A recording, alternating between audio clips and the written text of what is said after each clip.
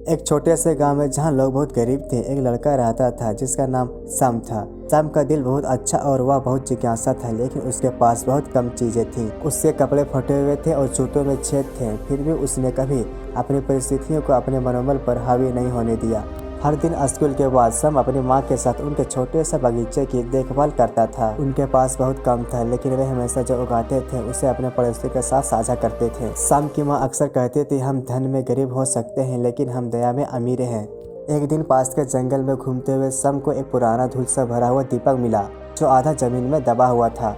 उत्सुकतावश उसने उसे साफ किया और आश्चर्यजनक रूप से एक जीन प्रकट हुआ। जीन मुक्त होने के लिए आभारी होकर सम को 3 इच्छाएं पूरी करने का वादा किया। सम ने सोच समझकर निर्णय लिया। वह धन की इच्छा कर सकता था, लेकिन उसे अपनी माँ की बातें याद आई। इसके बजाय उसने गांव के लिए भरपूर फसल, सभी बच्चों के लिए एक और बीमारों की देखभाल के लिए एक क्लिनिक की इच्छा किया। जीन ने उसकी इच्छाएं पूरी किया और जल्द ही उसके गांव में बदलाव आ गया। फसलें लहला उठी, बच्चे शिक्षा प्राप्त करने लगे और बीमार लोग ठीक हो गए। ग्रामीण लोग इस चमत्कार को देखकर चकित रह गए और सोचने लगा कि यह किसने किया।